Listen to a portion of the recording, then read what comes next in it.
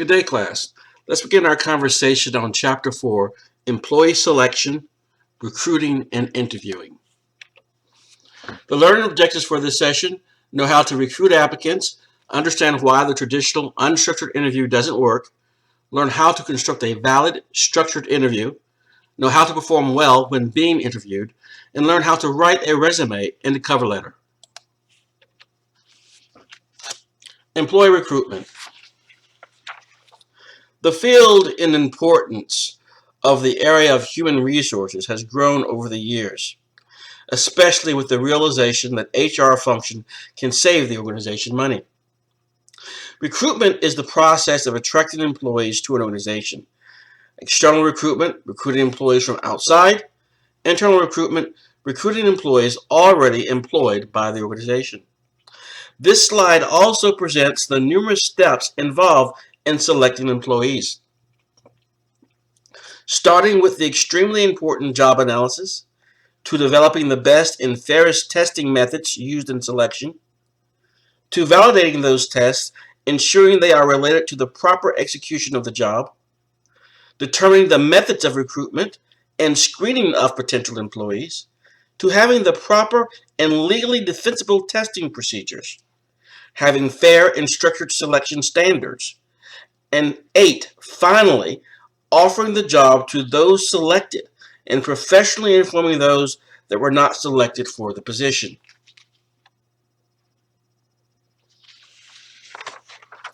To have an effective recruiting effort, the following should be included.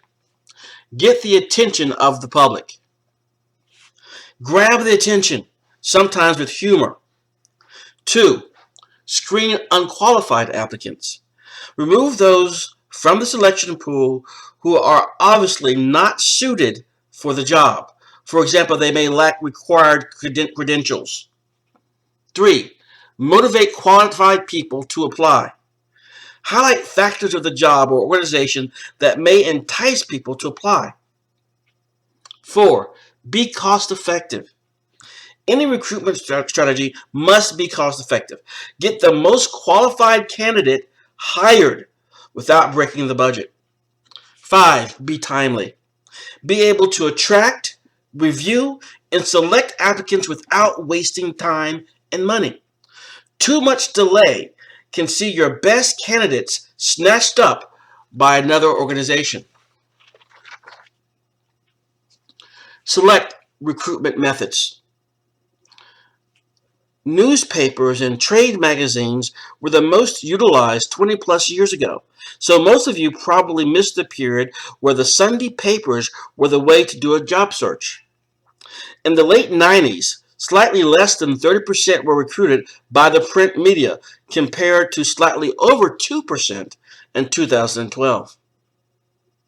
Here we see a few recruitment methods, the more formal and direct, and somewhat informal or indirect. So let's look at the first column here.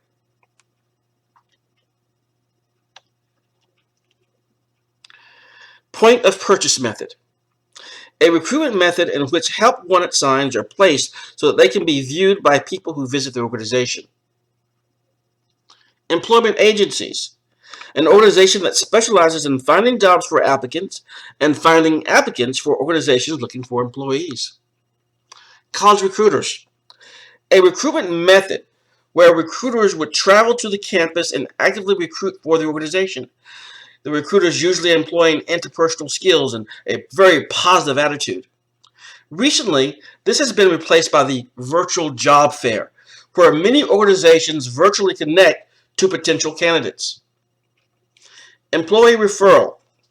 A method of recruitment in which a current employee refers a friend or a family member for a job. Many organizations employ this method. Evidence suggests this is a good recruiting strategy when referrals are made by a successful employee. Then we have the more informal or direct methodologies. So first we have a situation wanted ad. So let's read this here. Looking for a job in one of the private schools. Did post-graduation from IGU.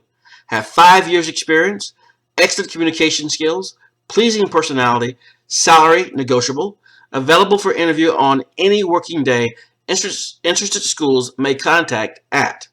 So what this is doing here, we have an individual who's looking for a job.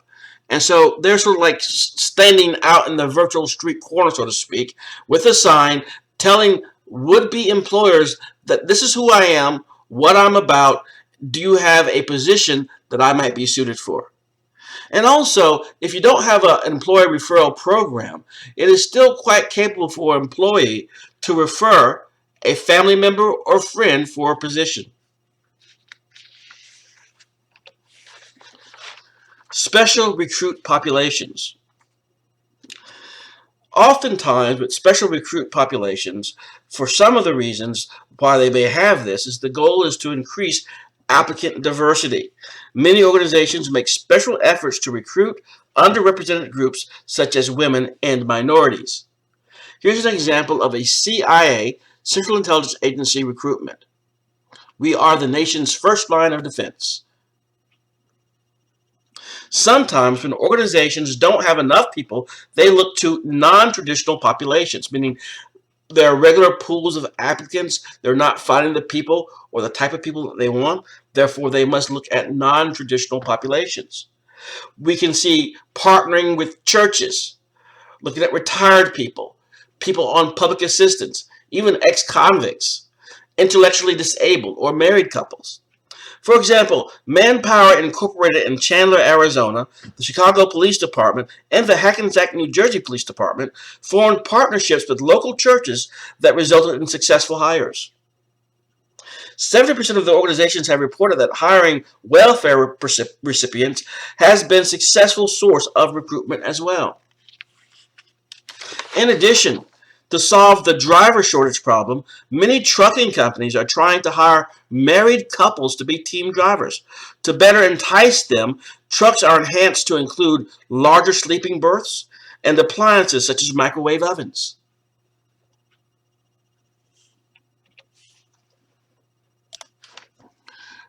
Recruiting a diverse workforce. Build long-term relationships with minority organizations.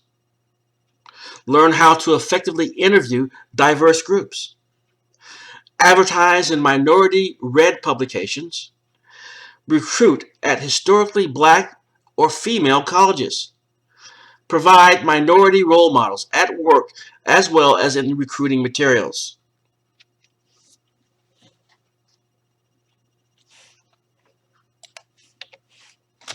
Media ads, only 10% of all jobs are advertised. We see these can happen from the newspaper, television, radio, websites, as well as billboards. Any type of ad need to have several characteristics. For example, in the newspaper employment ads, effective print ads have the following. They are creative, they are attractive, and they contain information about the job. There are a few types of ways in which newspaper employment ads tend to appear. We have the apply in person, the call, the send resume, the blind box, or the employment agency. Let's look at them in turn. Apply in person. Dress as if it were an interview. Be prepared to interview on the spot. Bring copies of your resume. Bring a black pen. Be nice to the receptionist. Here's the example. Customer service.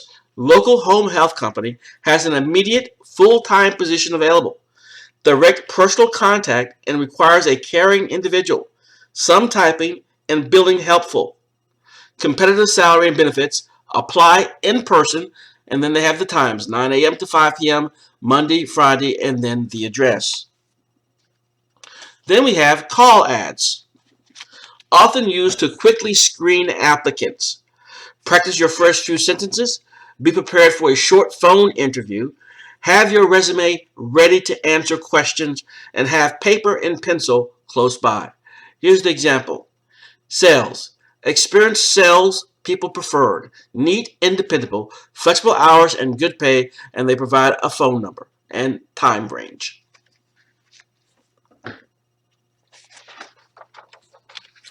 The send resume type. Send resume. The employer expects a large response here. Type envelope if possible. Include cover letter. Do not use your employer's stationery, the one that you're currently at, for example. Send immediately or wait for a few days. So the idea here, you'll have to get the feel from what the ad says. Here's the ad. Receptionist. Local construction company has immediate opening for a person with excellent telephone skills and professional manner to operate the switchboard and greet the public. Typing skills required. Send a resume to Personnel Acme Company and the rest of the address. Act on it immediately. Then we have the blind box. Now, the blind box is what it sounds like.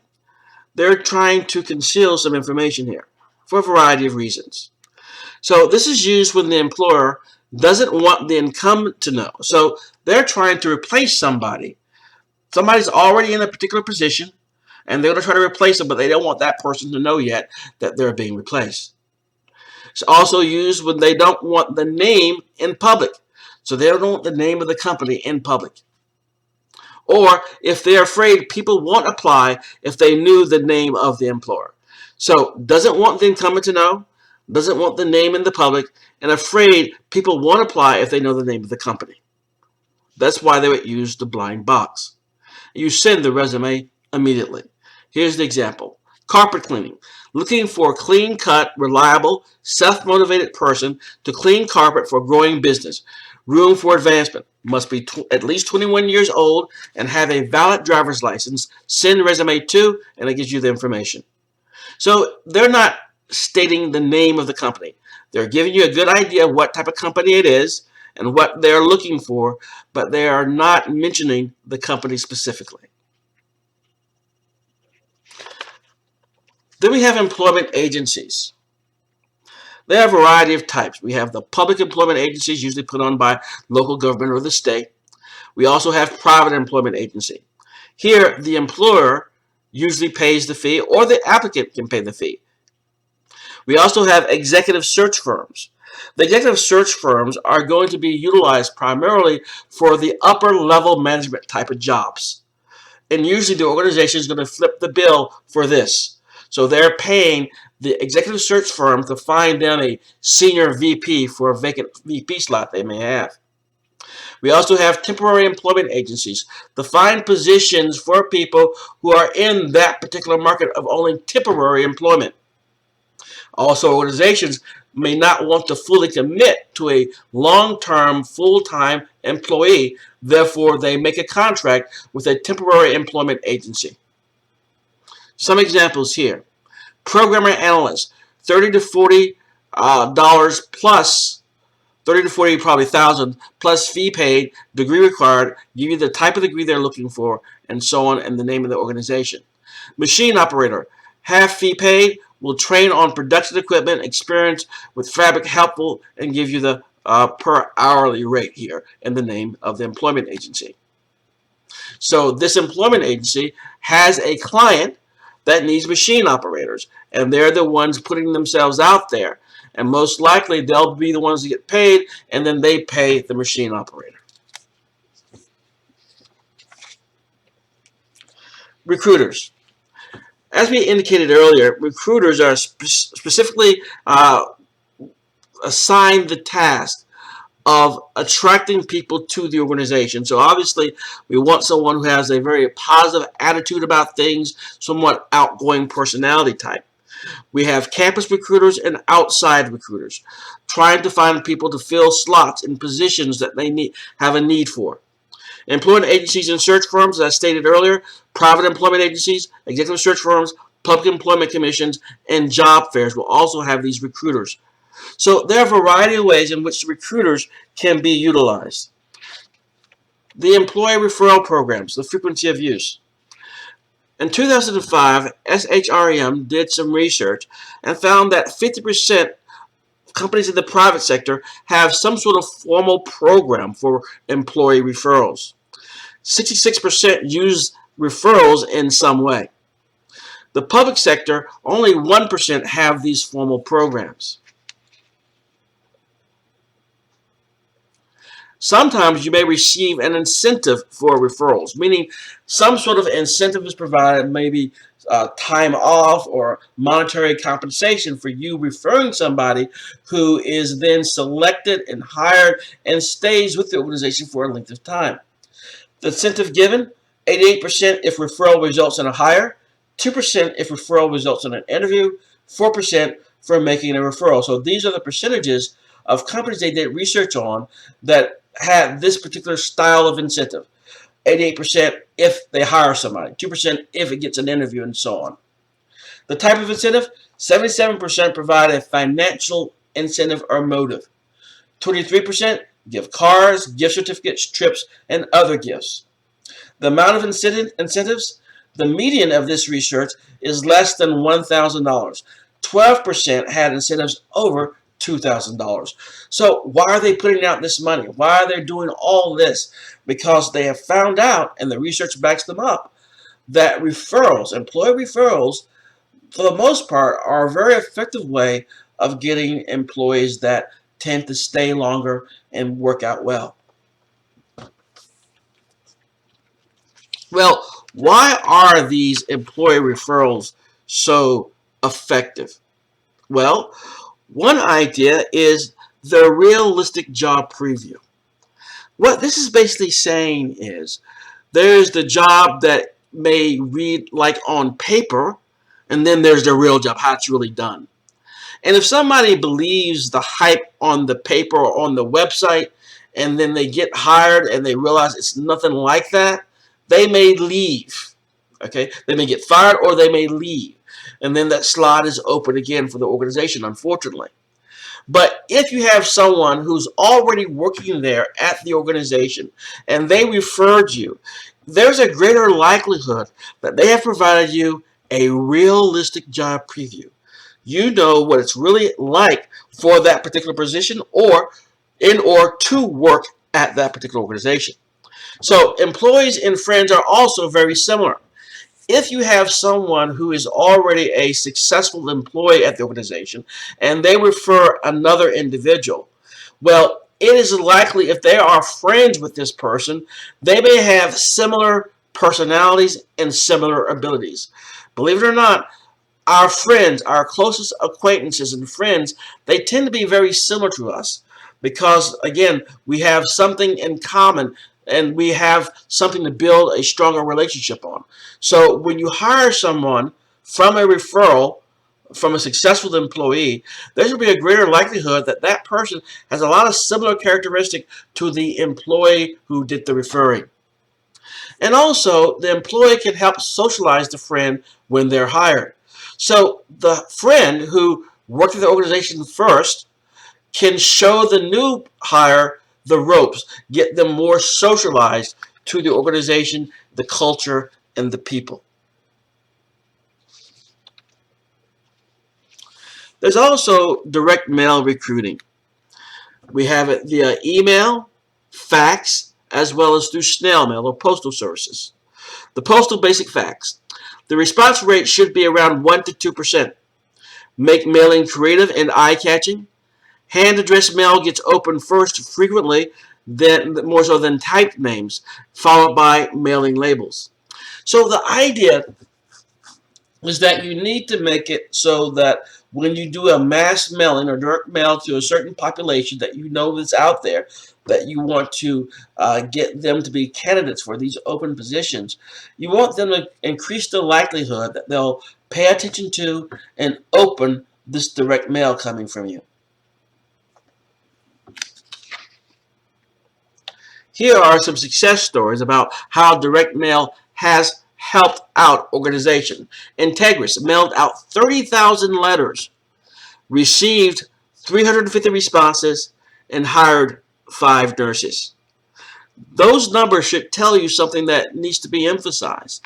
When there is an open position in an organization, and let's say it is a very good type of position, well-paid position, one that is attractive to many people, they have to mail out a lot of letters and receive a lot of responses in order to hire 5. UN Special, Illinois manufacturer of sewing machines, had 10 openings for engineers, sent 3,300 cars to Chicago area engineers costing $5,000, received 100 responses, interviewed 30 applicants. So that's how they got 30 applicants to show up. Allstate. Local unemployment was about 2.9% in their particular location. Previous help wanted ads yielded 2 responses, 14 data processing openings. Direct mail to local Allstate customers received 500 responses and hired 20 employees. So reaching out directly to people's homes does have some benefit. But also, this slide should show you the challenge that organizations have. They have a need to hire people. I mean, if they have open slots, that means customers are not getting fully serviced. They're not being taken care of fully. So they could be getting disgruntled and unhappy and move on to someone else, another service, another company. So in order to make sure they fill these slots, they have to go through the numbers, reaching out to lots of people, hopefully to get a good percentage back, which may be a small percentage back, so that they can get some likely candidates and hire some people for these open positions. Internet recruiting. In 2010, 90% of employers plan to invest significantly in internet recruiting. That number most likely has gone up since then. 3 common internet methods. Employer-based websites, the normal website, the company blogs, and even YouTube. A lot of companies have their own channel. The job boards, as well as such things as social media, Facebook, MySpace when it was a thing, and LinkedIn, blogs and podcasts on certain areas for certain industries. These all serve the role of providing internet recruiting. In addition to that, you try to attract candidates by providing incentives. For example, you can offer incentives such as bonuses for signing on the dotted line to join their organization, to give them some confidence of being able to have tenure, assuring them of a job being present for them. Year-end bonus, 401k match for your retirement, relocation, when companies used to pay you to relocate. I was fortunate enough to have several of those happen for me in my career, where I need to move across 3 or 4 states. The organization that was hiring me would pay for that. Also, vacations can serve as a great incentive for going with an organization, as well as flexible schedules or them paying for educational assistance, or, believe it or not, casual dress. I've worked in a variety of organizations. Some of them were strict suit and tie, but being able to dress casually can be a great benefit too, as an incentive for someone to join a particular firm or organization. So we have all these different types of recruitment strategies, and we want to know, because IO psychology and organizations that are wise organizations at least, they want to know how effective these strategies are. So we have time to fill. It's sort of like an order to delivery metric. Order to delivery was an idea that I first learned when I joined a consulting firm and worked with a Ford Motor Company. And OTD, you walk into a dealership, you say, I want that truck out there and that parking lot right there, that one there, but I want it in pink.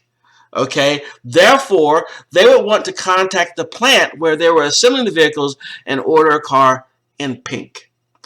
And then how long it would take would be from the order that you placed, how long until that pink truck wound up at that particular dealership. So order to deliver. Here, time to fill. From the time that it's been posted that we need this position filled to the time it is actually filled. How long a position is empty within the organization. Retention rates is how long do they stay employed at the organization. Longer stays suggest, 1, they are performing well and need at least enough not to be fired, and 2, they have not quit, so they like it there enough to stay, to remain employed there. A couple of other ideas I want to share with you. We have the idea of the cost per applicant. That's the amount of money spent on a recruitment campaign divided by the number of people that subsequently apply for jobs as a result of that recruitment campaign. So you get a cost per applicant. We also have cost per qualified applicant. The amount of money spent on a recruitment campaign divided by the number of qualified people that subsequently apply for jobs as a result of that recruitment campaign. We also have cost per hire. As we can see up here, the total internal versus plus external recruiting costs, so total cost divided by the total number of hires in a given time frame. So we can whittle down to numbers how much it costs us to hire a particular employee. Now look at some of the ideas of things that are important to consider. You have a bunch of recruitment sources. Which one is netting you the best results? So we have the criterion: number of applicants, number qualified, number hired, number successful. Successful is going to be determined, for example, by how long they're with the organization. They're going to have certain cutoff dates. Say, we want them to be here after they've been hired for at least this amount of time. Okay? So if we look at the columns and the recruitment sources, it appears that we've had a number of successful. We have 4 from referrals, 1 from walk-ins, 0 from advertisements. This sort of holds true to what we've been saying in the last few slides, and it's communicated in this chapter, that employee referrals are good. So we see the same thing here. The other thing that we need to also evaluate when we're having our recruitment looked at is equal employment opportunities and diversity impact. We want to look at the minorities hired. So this is a final method for evaluating recruitment sources. The effect of this is to look at the number of minorities and women that applied for the job and were hired. So this is sort of like being on the lookout for some potential issues to make sure that you do have some diversity in your recruitment process, that you have at least the opportunity to hire females and people who are minorities or protected groups from the local population where this organization is located. Here are some of the most common methods, okay, the common methods for looking for employment. So, common methods being looked at. We have the following. We have newspaper ads, so we still see that pops up there. Networking and employee referrals. So these are some of the most common ones that we see. So we have 96%, 95, and 91% for the HR departments. For the job seekers, they're still looking at newspapers. They're doing a lot of networking, and of course there's employee referrals and the internet. Okay, so again, we're probably going to see that just continue to rise the more and more time goes by. Now, here's the percentage rating method as effective. So we have all of these methods, and they're still looking at those variety of methods, but which ones do they say are the most effective, that seem to be doing their job? And again, it should be no surprise to anyone. We see networking.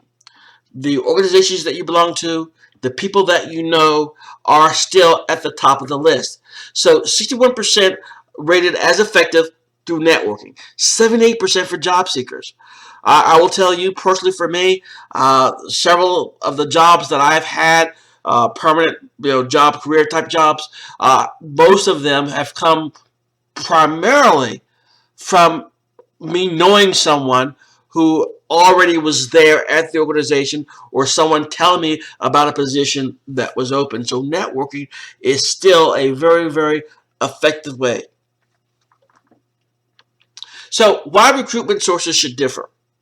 Why do we want all these variety of recruitment sources? Well, first, informal sources provide realistic job previews. Those are the employer referrals. You know somebody who was looking for a job and there's a position open at your organization.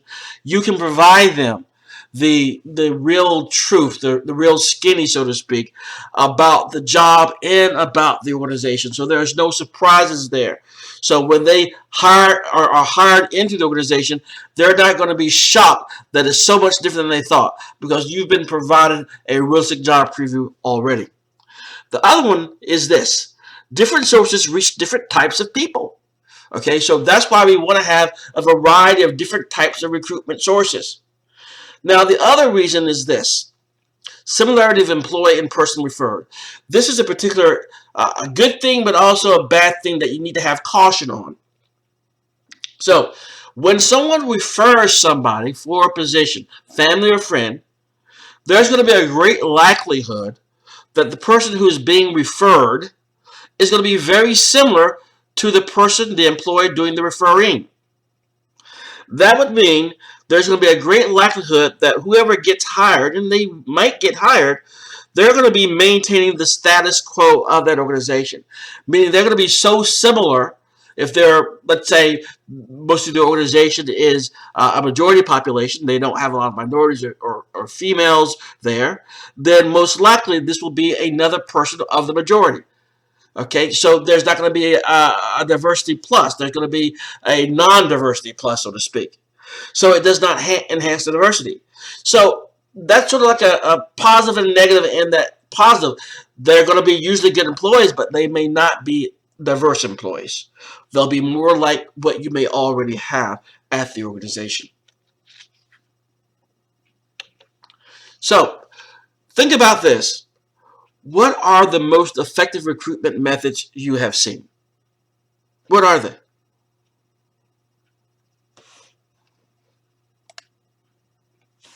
Okay, now that we've recruited all these people, we've attracted them to the organization, and then they've sent us some information about themselves via the resume and cover letter. And then of those individuals that we think are the most likely great candidates for us, we call them in for an interview. That's the way the process normally works. So now let's talk about structured interviews. Interviews differ in three ways: structure, style, and medium. The structure is very, very important, as we will see in this presentation, as well as you've read the material, and we've discussed this a time or two already. The structure can be unstructured or structured. You have a plan, you have already predetermined questions, okay, or you don't. You're winging it. So structure. The style can be one-on-one, the common one-on-one interview, a serial interview where you're back to back to back, where you get called in and you return after you've been interviewed already. It could be a panel interview, okay, or a group interview. So we have structure and style. And the medium. Of course, we have face-to-face, we have the telephone interview, the video conference, as well as a written interview. Don't hear much about that, but these are all possibilities for how it is that the interviews can be varied in these particular ideas: structure, style, medium. The optimal employee selection systems. Now, we know for a variety of reasons why these are important, because we're trying to avoid legal issues, as we've talked about in previous chapters as well. So these optimal employee selection systems are valid based on a job analysis. The content of the jobs, they are valid. They can predict work-related behavior, so they know the standards, okay, the criterion validity. We reduce the chance of legal challenge. They must have face validity, that someone who is taking a test or being interviewed in a certain way and being asked certain questions, they seem to make sense. They have face validity to them. They're not asking something that is inappropriate. They're asking something that is job related. You don't invade privacy. You don't intentionally discriminate, and you try to minimize adverse impact. These are things that will reduce the chance of a legal challenge against your organization. The optimal employee selection systems are also cost effective. Cost to purchase or create, a cost to administer, and a cost to score. Everything that we've talked about thus far, particularly things like the job analysis, it takes time. And by now you know time is money. Somebody, either an outside consulting firm had to do it, or you had to use some internal sources resources to put together the job analysis and put together the criteria and all this type of stuff that will be used for the selection of future employees. The unstructured interviews are not optimal. So can't emphasize that much more. They are not optimal. People just sitting down and chatting, talking. There are so many ways it can go wrong. It's very scary. They are unreliable, not valid, and legally problematic. Because they are not job related, they rely on intuition or amateur psychology and talk show methods. They suffer from common rating problems like primacy. Who did you see first? Contrast. If you see a really bad candidate for a job and then you see a mediocre one after that bad candidate for a job, you're going to rate that mediocre one much higher than you should because of contrast effect. If someone is very similar to you, maybe you went to the same fraternity or sorority, that similarity is going to bias your judgment. Range restriction. For example, some people just rate more leniently than others. Some are very hard, very difficult. Some people can't make a decision, so they always do middle of the range. So the idea is, with unstructured interviews, too many things are left open to cause potential problems and headaches for the organization later when it comes to legal challenges. If you're doing unstructured interviews and there's a legal challenge, you really don't have much of a leg to stand on. Common unstructured interview questions. These questions, they mean absolutely nothing for the most part. These are the types of questions that maybe you were asked when you went through your own unstructured interview, or you've seen on television or in the movies. So, common unstructured interview questions. Where do you see yourself in 5 years from now? What are your greatest strengths? What are your greatest weaknesses? What subject did you most enjoy in college? Why should I hire you? Why are you interested in this job? These are unstructured. There are better questions to get at real things based on the job analysis and things that you're going to be interested in as a potential employer of this job candidate. These aren't it. Top 10 stupid interview tricks. You may have heard of some of these as well. A manager at Wells Fargo won't hire MBAs who take more than 60 seconds to scan the menu at lunch. Okay. A CEO wouldn't hire applicants who salted their food before tasting it. I remember that one. Holiday Inn doesn't hire applicants who smile less than 4 times during the interview. An HR professional wouldn't hire applicants who didn't have the back of their shoes properly shined. An auto insurance executive takes off points for education. I don't want the valedictorian. I want the kid who sold cigarettes in the bathroom. So the idea is that all these ideas or tricks that may be in the interviewer's mind, they really have no real place in the interview.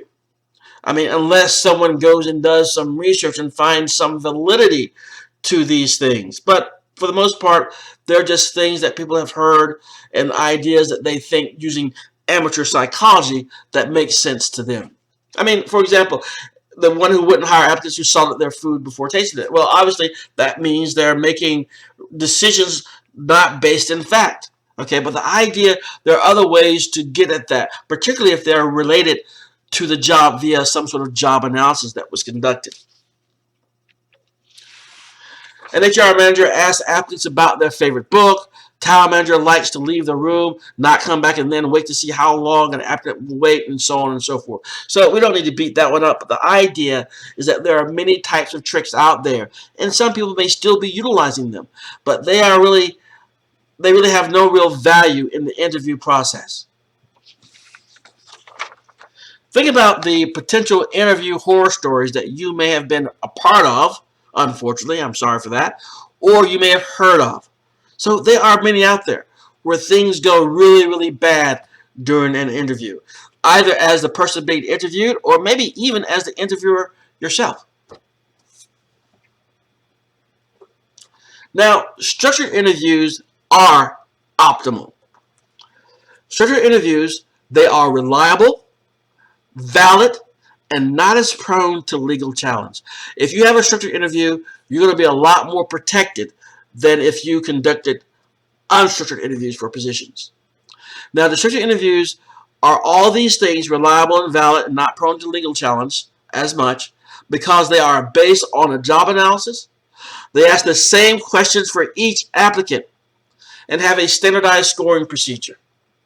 Now, as an IO psychologist, being trained in it and having been part of interview panels before, but not in the capacity as an IO person, I've seen some things which are kind of bad, okay, where you ask different questions of all of the applicants. How can you judge or compare which applicant probably is best suited if you're not asking the same stuff? They're not being compared on the same scales. So by having structured interviews, you remove all those particular issues, or at least lessen them greatly. So let's look at a comparison between high structure and low structured interviews. So what we see here, we see the column for high structure and low structure. And in the far left, we have validity, gender differences, and racial differences. So validity speaking, what we see here is a score 0.57, which is saying it is highly related. Okay, so correlation coefficients are used as the effect size when researchers are interested in the relationship between these two variables. Here, the high structured interview and validity dealing with the job performance, for example, they are highly related. That's good.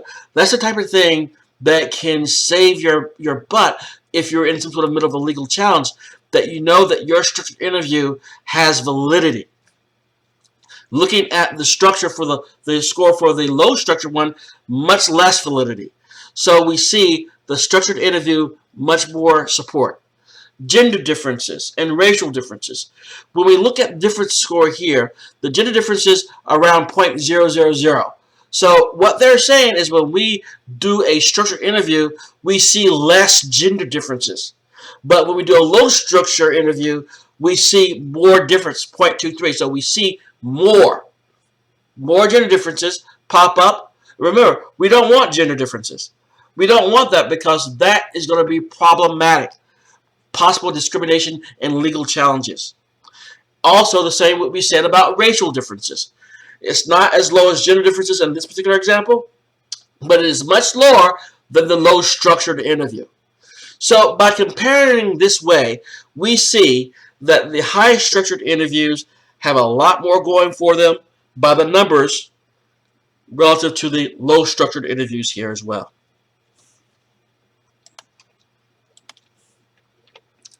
The structured interview goals. Understand the applicant.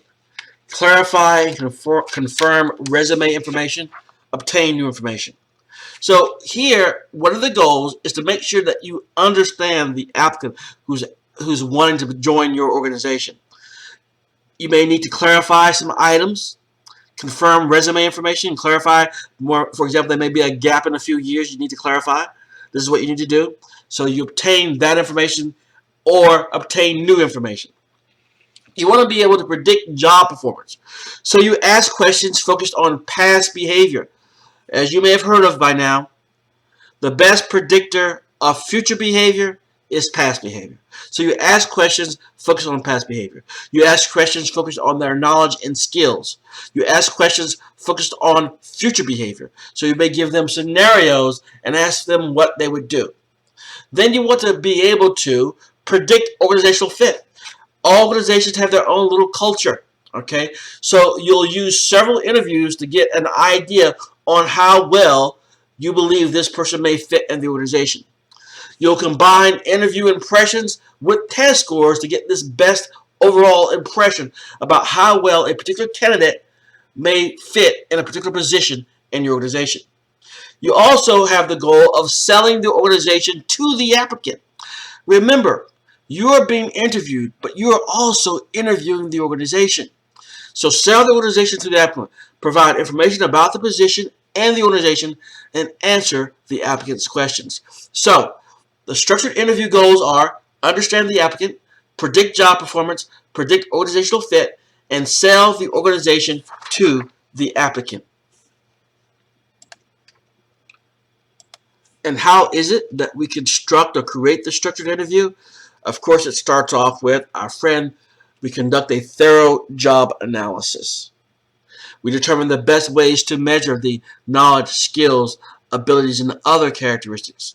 We construct the questions. We determine rating anchors for each question. What are going to be the points of which we're going to be judging them based on? Choose 2 or more members for the interview panel. Conduct a general thought analysis, task performed, conditions under which they are performed. The KSAOs need to perform the task when the KSAOs are needed, before hiring or after hiring, critical incidences of poor and excellent performance. All these things we've talked about before. And so we're just seeing how we utilize these specifically in developing the structured interview. So we determine the best ways to measure each KSAO interview questions. Okay, so some questions can be designed to answer these questions. We may provide a psychological test, a personality test, or something of that nature. We may have simulations or a job sample or a work sample. Of course, some of the things we can do offline by doing a reference or a background check.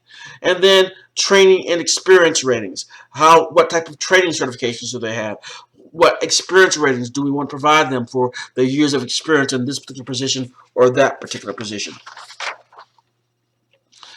When we construct the interview questions, we have the clarifiers, the clarify resume information or seek missing information, disqualifiers, things that if they say that yes to a disqualified item, then there's really no reason to be doing the interview, but the idea is that you want to get that information there.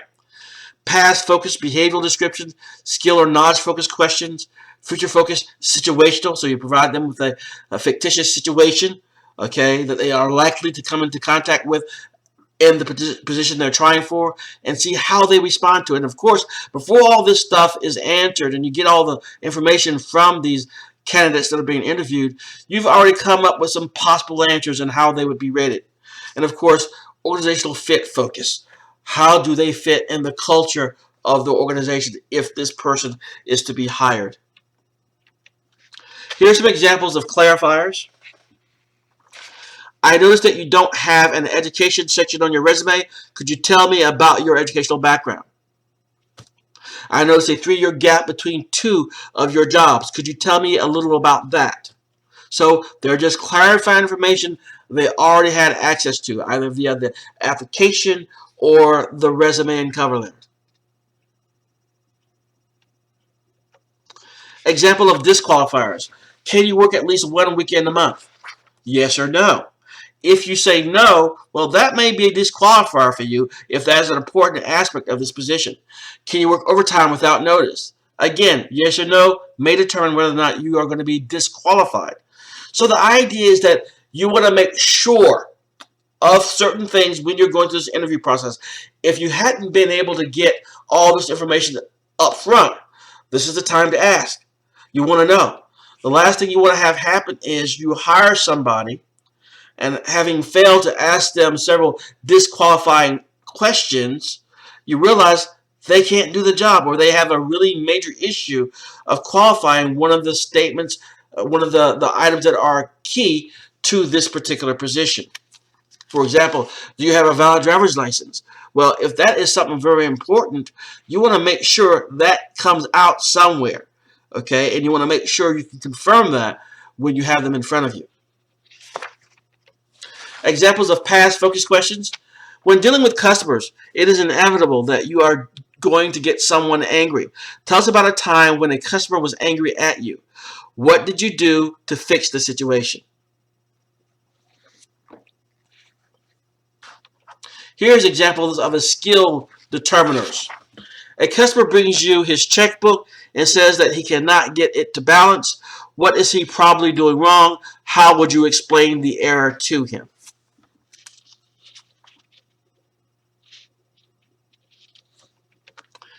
Examples of future focus question.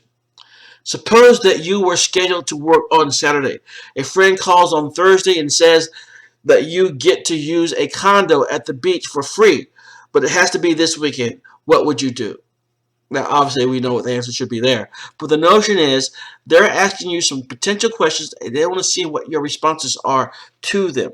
They give you a good idea of how you fit in the organization, what your future behaviors may be like. Now, examples of organizational fit questions. Under what type of supervisor do you work best? Is there a type of supervisor for which you have trouble working? So obviously, the interviewers here know what types of supervisors they have at their particular organization. So this is a question asking, will you be bumping heads with your supervisor depending on how you answer these particular questions? What type of work pace is best for you?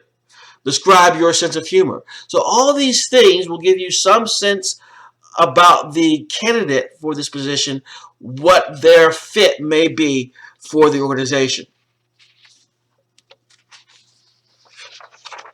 Now, when we construct rating anchors, this is how you do this. What you're trying to accomplish is giving your interviewers ways in which you can rate each candidate as you interview them. So you can then make a judgment who fits best for this particular position. You can have it either be a correct or incorrect approach. What is the typical answer for these particular items? Or have a bunch of key issues approach where you have the key issues later and then you can rate them that way. Sample question. You're working as a tailor and have a long line of waiting customers. A customer runs to the front of the line and yells that he bounced a check and was charged $20, which caused other checks to bounce. He then swears at you and tells you that he will not leave until the problem is solved. You are unable to check on his account because the computer's down. That happens a lot. What would you do? So in the typical answer scoring, you have a bunch of ways in which the typical answers are listed, and you would get ratings for each one of them. All right. So one typical answer would be, I would try to calm him down and explain to him that the computers are down. Or the one above it, while trying to calm him down, I would call my supervisor. Okay. Or the one at the very bottom, I would ignore him until he went away. That's the one you would not get a good score for. Here are the key issues scoring. Acknowledge the long line and concern for other customers. Recognize the need to calm the customer. Recognize the need to get the customer. So you be rated on what your responses are. You have identified key issues. So was not confrontational with the customer. Okay, so you'll get some points for that, depending on oftentimes how they rate each one of these as being particularly important. And of course, who's doing the interview is going to be very important as well.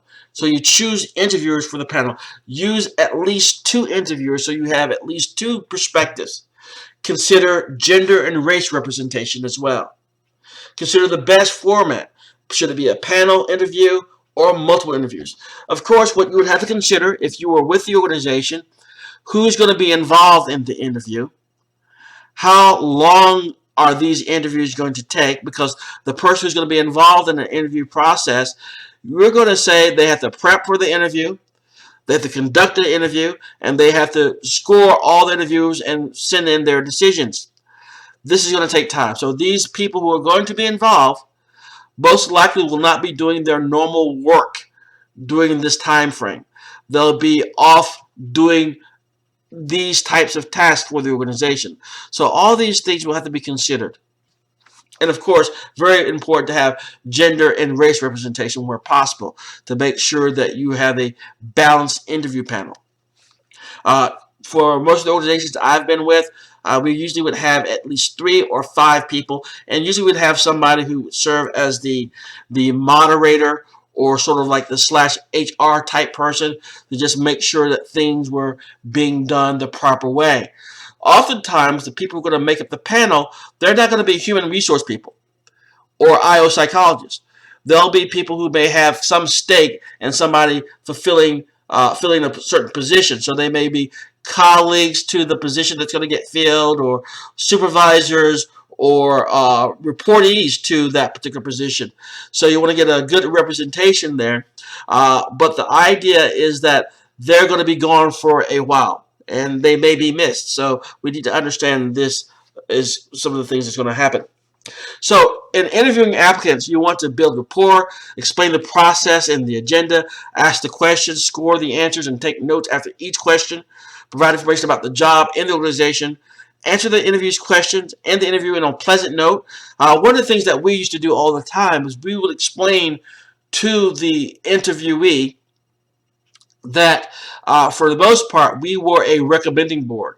I worked at a college institution where we didn't have the power to hire. The interview panel didn't have the power to offer a job to anyone, but we would recommend someone to our superior, and the superior would make the decision.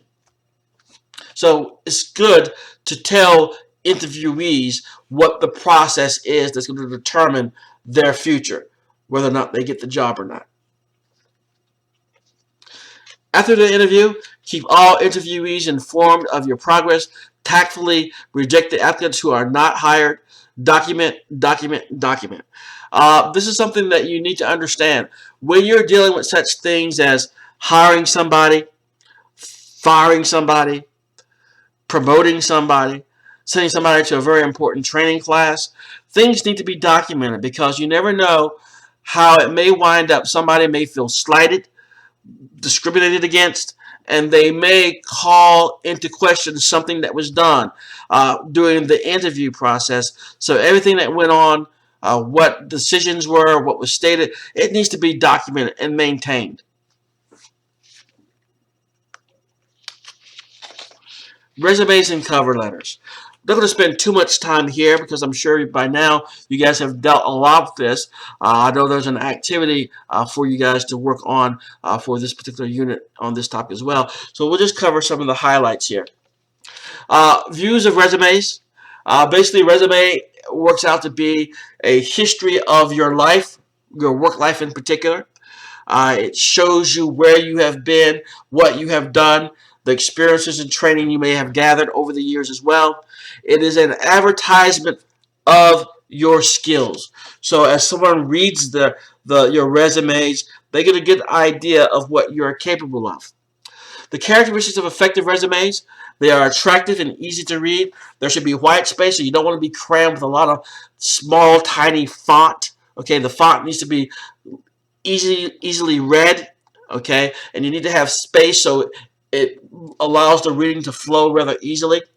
It does not contain typing, spelling, or factual mistakes. It does happen. That's why it's always good to have it proofed, but you try to limit that stuff. Makes the applicant look good as possible. General considerations. Length. How long should it be? Obviously, the longer you've been around and the more relevant positions that you may have obtained over a considerable career, it may tend to be a little bit longer. You may be looking at more of a curriculum vitae or a CV at that time, particularly something you see in education. But usually we're looking at something much smaller in length. Paper, color, and type. We don't want to be pink paper, purple paper. We want to stay away from that type of stuff. You don't want to get noticed in that way unless there is some really good, legitimate reason for it to be that way. You usually want to stay away from that. How will it be sent? Will it be mailed through snail mail, faxed, or scanned, or emailed? And then do we or do we not have job objectives listed? So these are the things that you need to consider. Now let's go over some of these real quickly. Problems with job objectives. Well, if you enlist a job objective, it limits your job opportunities because you are just talking about one objective here. And it can take up valuable space in reading time.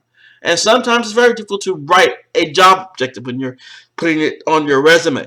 So remember, having been someone on the other side of it as well, as I'm sure many of you have been, having to read resumes, you want them to get to the point. You don't want to read everything someone has done in their entire life.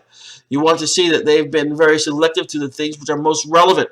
Okay, but the idea is the job objectives can sometimes be a limit to you. The types of resumes, they can be chronological order or functional or psychological. These types of resumes may have their own reasons for you choosing one over the other. The important psychological principles: primacy, priming, short-term memory, relevance, negative information bias, unusualness, Anderson adding versus averaging principle. So these are psychological principles. What do you want to put first? Are you going to mention something that may prime them to think of other things? Okay, do you want to overburden them with things that may have some issue with their memory as they're reading your resume, and you've hit them with so many things, by the time they're finished, they may have forgotten some stuff. Is the stuff you put in your resume, is it relevant? Okay, are there things in there that may be taken as a sort of a negativity, a negative bias towards you? So all these things need to be considered, as well as Anderson's adding versus averaging principle. Now, what this basically is, this adding versus averaging principle, is the following thing. Basically, it is a model proposed by Anderson that postulates that our impressions are based more on the average value of each impression than on the sum of the values for each impression. So here we see Ted Gacy and John Bundy. Okay, let's not mix those names up, people. Ted Gacy and John Bundy. So smart, fun, motivated, +3. Sum 9, average 3. John Bundy, smart, fun, motivated, well-dressed. Sum 11, average 2.75. What they are communicating here is the following idea. Quality is preferred over quantity. Quality is preferred over quantity. Activity quality over activity quantity. So focus on the things which are quality items. Okay? Don't put everything in there, particularly just if you're just trying to fill up and make you sound like you've done more. This is an instance where they're suggesting that less is more. Okay? Less is more. Put less in there of high quality stuff. That'll be better than putting some stuff there that may be somewhat mediocre. So the points are the same. +3, +3, +3, except for that well-dressed +2. Greater sum, but lower average. So quantity may take away a little bit. So activity quality is something that you want to shoot for there. So sample professional strengths. So you want them to get a sample. Not necessarily everything, but things that might be particularly relevant for this particular position that you're trying for. Now, I've had several jobs and several career aspects over my time here on this earth, and sometimes I'll have a particular resume that is geared toward one aspect, another resume geared to yet a different aspect. So that's something too that you can probably develop into. You may already have accomplished that already, but you may have 2 or 3 areas that you could get employment in, and each resume will have to speak to that separately. You can't speak to everything at once. So some sample professional strengths listed here. Your highest degree, your work experience, computer skills and other skills if relevant, language spoken, leadership experience, and so on. So you have to choose the ones which are best for the particular position that you're looking for.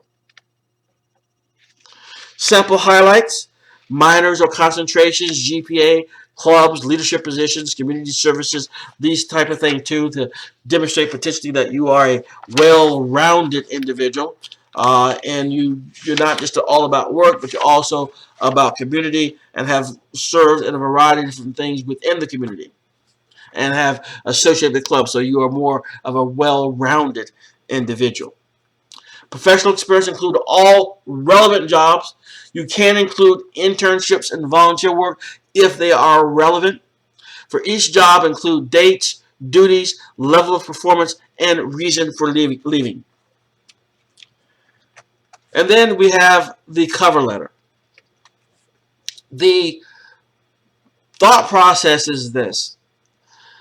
The cover letter is your introduction to the organization. You're telling them about where you found this position listed, who you are. It may flesh out a little bit of stuff that may not be communicated in your resume. This is your opportunity to do it. You should be succinct. Okay, covering the following types of things. You have the opening paragraph. Here's my resume. This is the job I'm applying for. This is how I know about the job. Bam, bam, bam. Second paragraph. I am qualified. Here's why. Bam, bam. Optional paragraph. Why your organization. And then last paragraph. Looking forward to hearing from you. Here's how you reach me. That is the standard format for cover letters. And that's the way it should be. So don't go too far afield from this, because this is the way it works. It's what many people who are going to be reading your cover letter and your resume are going to be expecting. They want to know where that information can be obtained. Opening paragraphs, advertisement in the newspaper. Enclosed, find a copy of my resume. Please consider me for the sales associate position that was advertised recently in the Charleston Gazette. Blind application. Enclosed, find my copy of my resume. Please consider me for any sales-related positions that are either now available in your organization or may soon become available. Referral from a friend. Enclosed, find a copy of my resume. Please consider me for the sales associate position that John Anderson, a friend and AT&T employee, told me was now available. So, in the final general points, keep to one page. Don't beg. Don't sound desperate. Avoid grammar and spelling errors. Of course, you should always try to do that. No officious words or phrases. Don't be so highfalutin. Don't sound like more than you are. No personal circumstances. Don't communicate personal circumstances like that. Avoid curse words and insults. Don't rehash your resume. The resume is already there, so you don't need to rehash. You are adding to them getting an idea as to who you are. And definitely don't badmouth your former employer. Tailor your letter to each company. Where possible, direct to a particular person.